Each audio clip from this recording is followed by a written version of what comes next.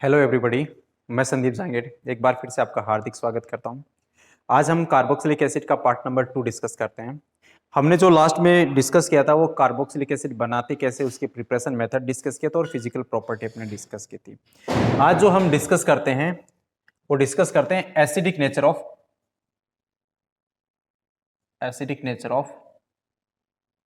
Of carboxylic acid. Carboxylic अम्ल की acidic प्रकृति, अम्लीय प्रकृति के बारे में डिस्कस करते हैं। अब देखो कार्बोक्सिलिक एसिड क्या था, हमारे पास ये होता है कि RC डबल बॉन्ड OH, इस ग्रुप को अपन कहा जाता है अपन कार्बोक्सिलिक एसिड। ये ग्रुप है, ये कौन सा हो गया, कार्बोक्सिलिक एसिड है, ठीक है। और जब कार्बोक्सिलिक एसिड वो होते हैं कि जो H प्लस निकालते हैं, यदि ये H प्लस निकाल देगा तो इसके साथ में क्या बन जाएगा, इस ऑक्सीजन पे नेगेटिव चार्ज आ जाता है और इसके साथ में क्या बन गया, H प्लस, ये वहां से बाहर रिलीज हो जाता है, ठीक है। देखो यहां से H प्लस निकाला तो ये किस में कन्वर्ट हो गया, यहाँ पे नेगेटिव चार्ज है एसिटेट में, उसके साथ में सॉरी कार्बोक्सिलेट आयन, इसके साथ में क्या बन गया, H प्लस बाहर रिलीज हो गया। ये जो आयन बना है, इस आयन को नाम दिया जाता है कार्बोक्सिलेट आयन, कार्बोक्सिलेट आयन, ठीक है। अब देखो इस कार्बोक्सिलिक आयन के अंदर क्या आता है, ये रेजोनेंस से अनुनाद प्रदर्शित करता है, ठीक है। और अनुनाद कैसे प्रदर्शित करेगा कि ये एक्स्ट्रा इलेक्ट्रॉन है जो ऑक्सीजन के ऊपर है, ये ऑक्सीजन वाले इलेक्ट्रॉन यहाँ पे दे देता है, ठीक है। और जब देखा तो यहाँ पे डबल बॉन्ड क्रिएट हो जाता है, कार्बन की वैलेंसी 5 हो जाती है, तो ये पाई इलेक्ट्रॉन कहाँ पे चले जाते हैं, ये चले जाते हैं ऑक्सीजन की तरफ। और जैसे ऑक्सीजन की तरफ गए, इस वाले के पास, इस ऑक्सीजन के पास क्या बन गया, इस पे नेगेटिव चार्ज आ गया और यहाँ पे क्या बन गया, डबल बॉन्ड बन चुका। अब देखो आप जैसे इसका फिर से ये रेजोनेंस कराएगा तो रेजोनेंस से अपने पहले वाली स्ट्रक्चर बन जाती है, और जैसे पहले वाली स्ट्रक्चर बनेगी तो अपन इसका क्या बना देते हैं, इसका हाइब्रिड स्ट्रक्चर बना देते हैं इस हिसाब से।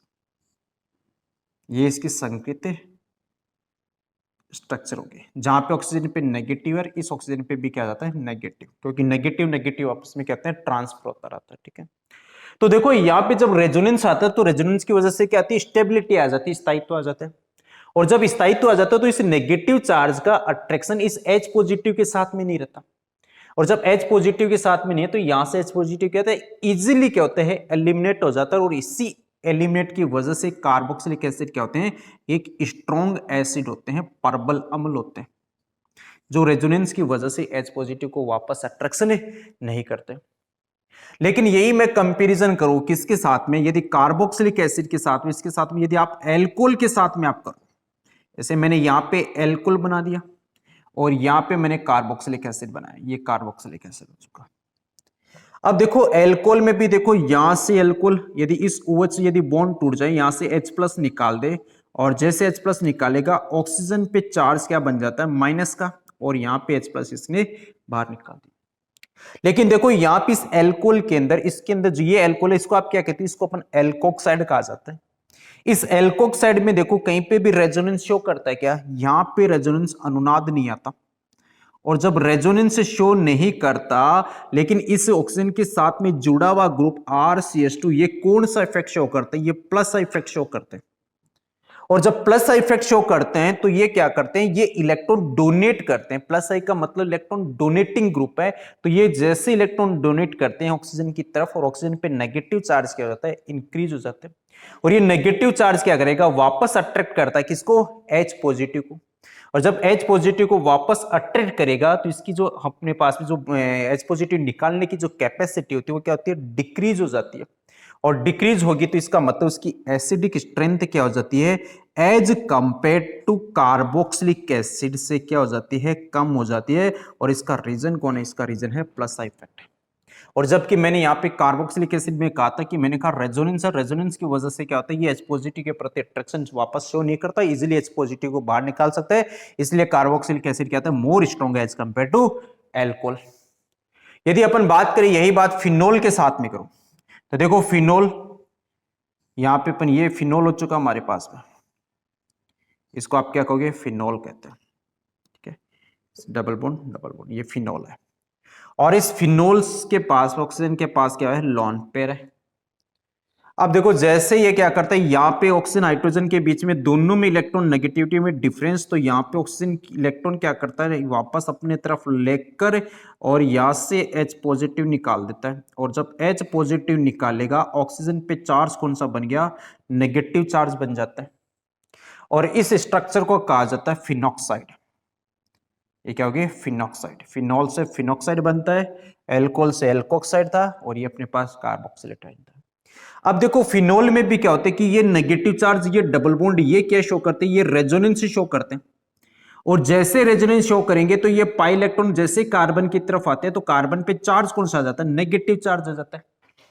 और जैसे नेगेटिव चार्ज आएगा तो ये इलेक्ट्रॉन वापस यहां पे देते हैं, ये पाई इलेक्ट्रॉन इस कार्बन के पास में, फिर ये चार्ज कहां पे चला जाता है, इस कार्बन के पास में, फिर ये इलेक्ट्रॉन वापस इस रिंग की तरफ, और ये इलेक्ट्रॉन वापस रिंग वाले इस कार्बन की तरफ, ऐसे स्ट्रक्चर बन जाती है। तो ये रेजोनेंस कहलाता है।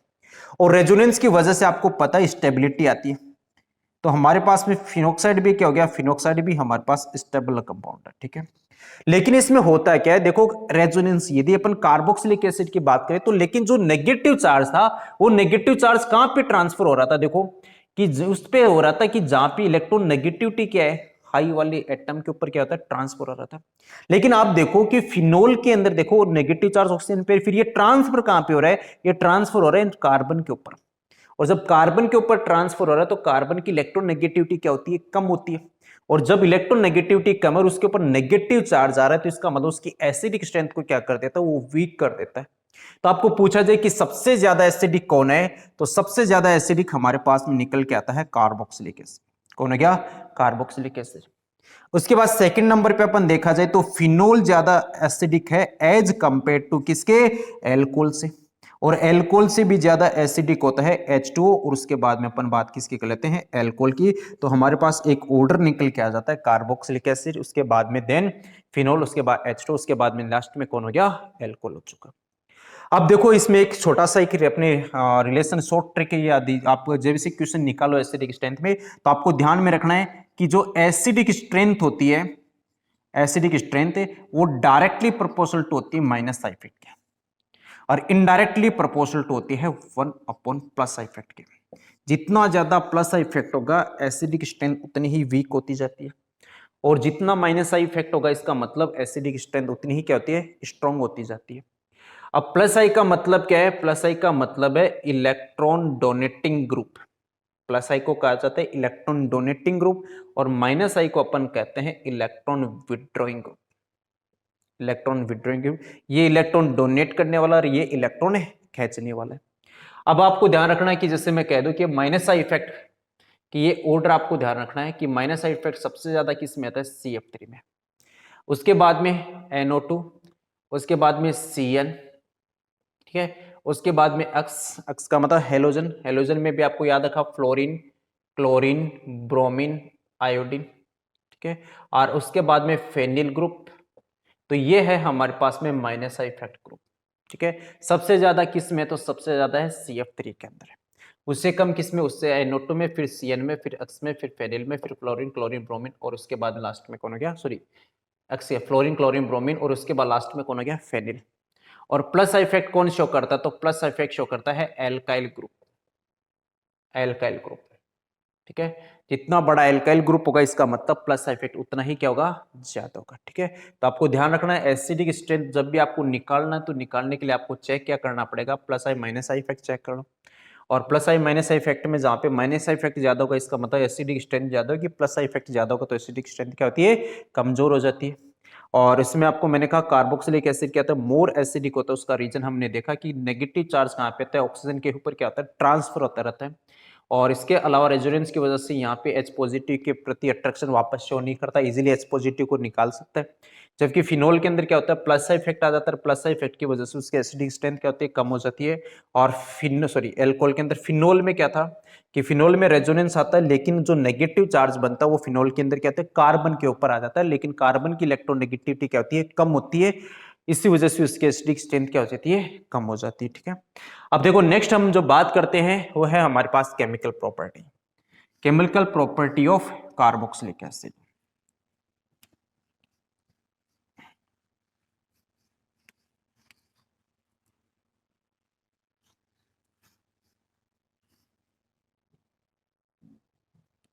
Chemical property of carboxylic acid.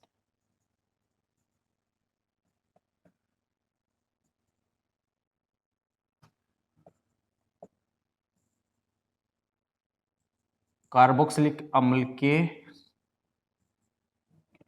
रासायनिक गुण, और इसमें देखो कार्बोक्सिलिक अम्ल के कौन कौन से अपने पास केमिकल प्रॉपर्टी शो कर सकता है, किसकी वजह से आती है वो देखो। ये था हमारे पास कार्बोक्सिलिक एसिड। देखो फर्स्ट तो यहाँ पे हो सकते है कि बॉन्ड कौन सा क्लीवेज हो, फर्स्ट हो सकते हैं कि OH बॉन्ड क्लीवेज हो। तो पहली केमिकल प्रॉपर्टी किसकी वजह से आती है, due to cleavage between oxygen and hydrogen bond.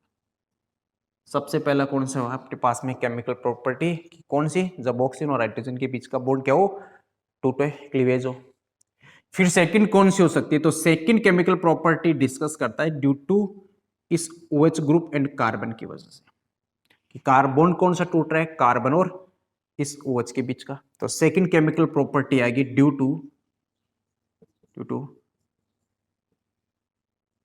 Cleavage of bond between carbon and OH group,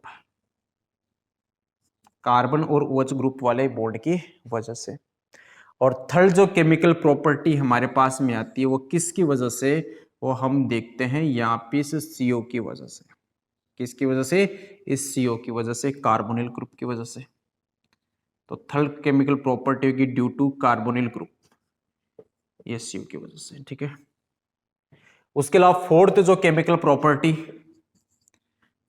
property आप इस पूरे ग्रुप की वजह से देख लो। फोर्थ कौन से है, इस पूरे ग्रुप की वजह से, ठीक है। और फोर्थ इस पूरे ग्रुप की वजह से है, तो अपन लिख सकते हैं due to COH group, carboxylic समूह की वजह से।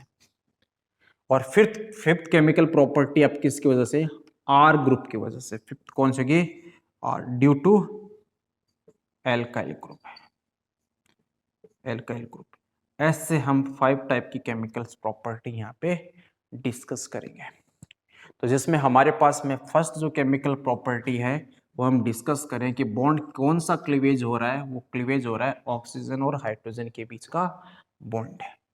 तो अपन यहाँ पे डिस्कस कर लेते हैं पहले केमिकल प्रॉपर्टी OH के बीच का बॉन्ड का टूटना। तो फर्स्ट है ड्यू टू OH बॉन्ड, इस OH बॉन्ड को आपको क्लीवेज करना है। और इसमें रिएक्शंस हमारे पास में आ जाती है। फर्स्ट रिएक्शन अपन बात कर लेते हैं रिएक्टिव मेटल्स के साथ में,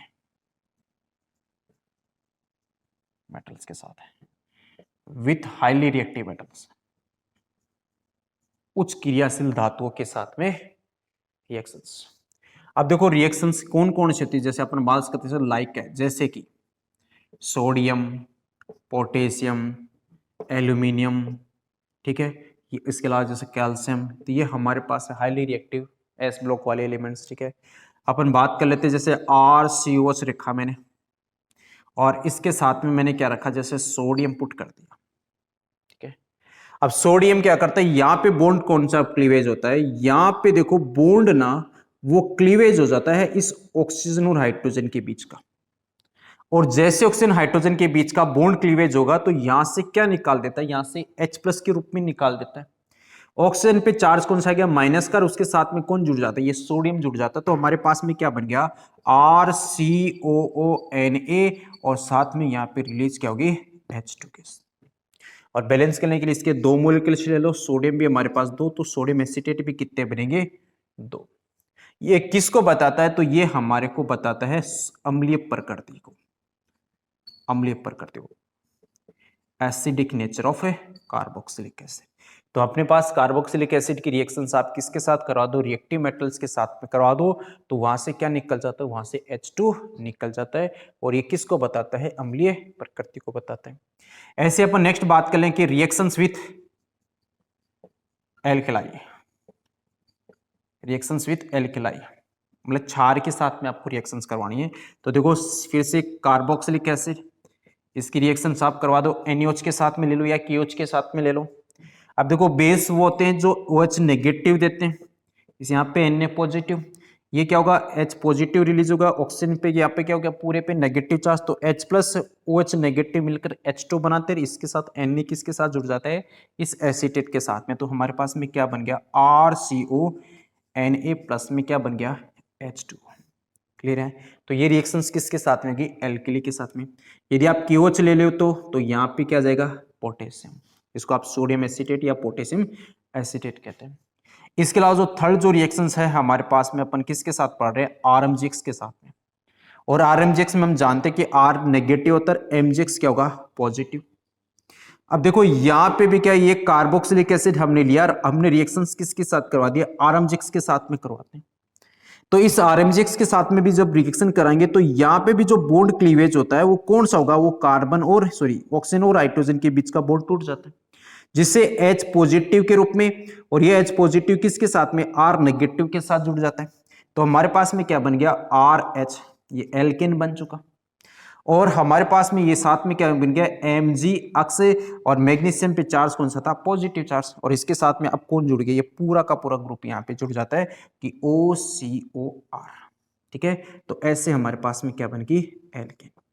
तो हमारे पास में फर्स्ट जो रिएक्शंस पढ़े थे केमिकल प्रॉपर्टी, वो किसकी वजह से पढ़े थे, हमने पढ़ा कि जहाँ पे बॉन्ड कौन सा क्लीवेज होता है, ऑक्सीजन और हाइड्रोजन के बीच का बॉन्ड क्लीवेज होता है। नेक्स्ट वीडियो में हम जो डिस्कस करेंगे वो डिस्कस करेंगे किसकी वजह से, कि अब जो बॉन्ड क्लीवेज होगा वो कौन सा, वो कार्बन और हाइड्रोजन के बीच, कार्बन और OH के बीच का क्या होता है, बॉन्ड क्लीवेज होता है, जिसको अपन डिस्कस करेंगे नेक्स्ट वीडियो के अंदर।